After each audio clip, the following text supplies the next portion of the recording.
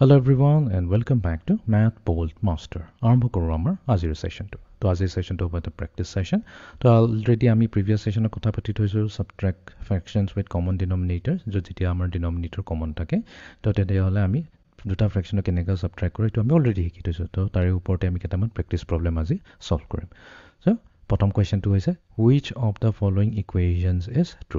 তো ইয়াতে কেইটামান ইকুৱেশ্যন দিছে, আমি চেক কৰিব লাগিব কোন কোনকেইটা ট্ৰু হয়। তো প্ৰথমত দিছে 4/5 - 3/5। এতিয়া যেহেতু দুইটাৰে ডিনমিনেটৰ সেম টু সেম হয় তো তেনেহ'লে আমি সেম ডিনমিনেটৰ ল'ম 5। তাৰপিছত এতিয়া আমি চিম্পলি কি কৰিম, নিউমাৰেটৰটো মাইনাছ কৰি দিম 4 - 3। তো তাৰমানে আমাৰ আনচাৰ আহিব লাগে 1/5, বাট ইয়াতে কি দিছে 7/10 দিছে, যোনটো মানে ইনকাৰেক্ট হৈ গ'ল। চ' অপশ্যন এ হ'ব নোৱাৰে। নেক্সট বিত আহি যাওঁ, বিটো আমাৰ ডিনমিনেটৰ সেম টু সেম হয় 5/5, তো তাৰমানে কমন ডিনমিনেটৰে হ'ব 5। এতিয়া নিউমাৰেটৰত আছে 7 - 4। তো 7ৰ পৰা 4 মাইনাছ কৰিলে কি থাকিব, 3 থাকিব। তো 3/5 সেইটোৱে আহি আছে, তো তাৰমানে বি হৈ যাব কাৰেক্ট। তথাপি আমি নম্বৰ চিটো ভেৰিফাই কৰিলোঁ, এইটো চাবই নালাগে বিকজ ডিনমিনেটৰ যদি চেম থাকে তেনেহ'লে ফাইনেল আনচাৰ ডিনমিনেটৰো চেমেই আহিব লাগে, বাট ইয়াতে 6 আহিছে, 3হে আহিব লাগিছিল, তো চি হ'ব নোৱাৰে। তো তাৰমানে আমাৰ অপশ্যন বি হৈ যাব কাৰেক্ট। আমি অপশ্যন বিটো চিলেক্ট কৰি ল'ম। Okay, next question 7/10 - 5/10। তো যিহেতু ডিনমিনেটৰ সেম টু সেম হয় তো আমি কি কৰিম, 10 কমন ডিনমিনেটৰ হৈ গ'ল আৰু নিউমাৰেটৰক আমি চিম্পলি মাইনাছ কৰি দিম। তো আমি পাই যাম 7 - 5 হৈ গ'ল 2/10।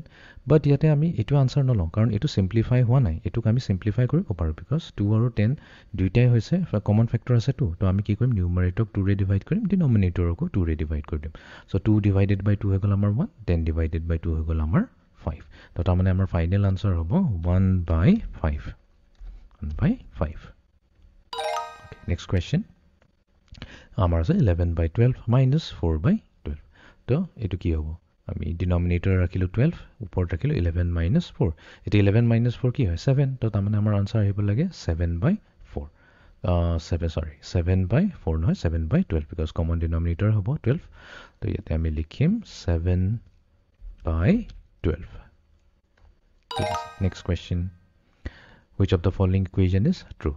তো ইয়াতেতো আমি বি ডাইৰেক্টলি ৰিজেক্ট কৰি দিম বিকজ ডিনমিনেটৰ 3 আছে, তো ফাইনেল আনচাৰত 6 আহিছে, 3হে আহিব লাগিছিল। এতিয়া এইটো চাওঁ, তো ইয়াতে আছে আমাৰ 4/12 - 1/12, কমন ডিনমিনেটৰ হৈ গ'ল 12 আৰু নিউমাৰেটৰত আমি 4 - 1 কৰিম। 4 - 1 কৰিলেতো 3হে আহিব, 5টোতো নাহে। তো আমাৰ আনচাৰ আহিব লাগিছিল 3/12, বাট ইয়াত আহিছে 5/12, তো এইটো ইনকাৰেক্ট হৈ গ'ল। তো এ আৰু বি নহয়, তো অবভিয়াছলি চিটোৱে হ'ব। তথাপি আমি ভেৰিফাই কৰিলোঁ 8 আছে, তো তেনেহ'লে ডিনমিনেটৰ 8, ওপৰ নিউমাৰেটৰ 7 - 4। 7 - 4 কৰিলে 3/8, তো তাৰমানে অপশ্যন চি হৈ গ'ল correct answer.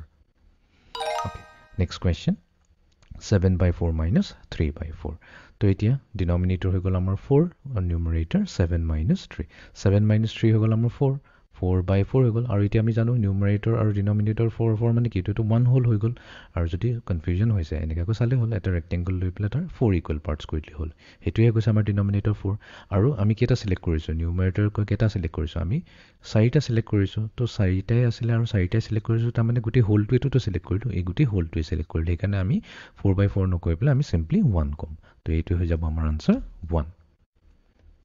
Okay, next question 11/8 - 4/8। তো কমন ডিনমিনেটৰ 8, নিউমাৰেটৰ হ'ব 11 - 4। তো 11 - 4 হৈ গ'ল আমাৰ 7। তো আমাৰ আনচাৰ আহিব 8, 7/8। তো ইয়াতে আমি লিখিম 7/8। লাষ্ট কুৱেশ্যন, তো এটা ট্ৰু হ'ব। তো ইয়াতে আমি কোনটো ৰিজেক্ট কৰিব পাৰিম, তো এবাৰ 12 আমি এবাৰ চাব লাগিব বিকজ গোটেইকেইটাৰে ডিনমিনেটৰ ইউজ হৈ আছে। তো 12 আছে, তো ইয়াতে আহি গ'ল 12, ইয়াতে হ'ব আমাৰ 4 - 3। 4 - 3 হৈ গ'ল 1/12, বাট ইয়াতে দিছে 2/12, তো এ ৰিজেক্ট। নেক্সট আহি গৈছে আমাৰ ডিনমিনেটৰ কমন ডিনমিনেটৰ 10, নিউমাৰেটৰত আছে 8 - 2। 8 - 2 হৈ গ'ল 6/10, বাট ইয়াতে দিছে 10/10, বি ৰিজেক্ট হৈ গ'ল। আৰু লাষ্টত আছে আমাৰ কমন ডিনমিনেটৰ 2, ইয়াতে আছে নিউমাৰেটৰত 4 - 1। 4 - 1 হৈ গ'ল 3/2, য়েছ ছেইম আনচাৰ আহিছে। তো তাৰমানে চি এ হৈ যাব আমাৰ কাৰেক্ট আনচাৰ। তো চি আমি চিলেক্ট কৰি ল'লোঁ। অ'কে, তো এইটোৱে আছিলে আমাৰ আজিৰ ছেশ্যনটো। তো ছাবট্ৰেকশ্যন কৰিলোঁ আমি fraction with common denominator. So' যেতিয়া ডিনমিনেটৰটো কমন থাকে তো আমি কি কৰিম, কমন ডিনমিনেটৰ লৈ চিম্পলি নিউমাৰেটৰটোক মাইনাছ কৰি দিম। তো এইটো আছিলে আমাৰ আজিৰ ছেশ্যনটো। So' see you in the next session. Thank U.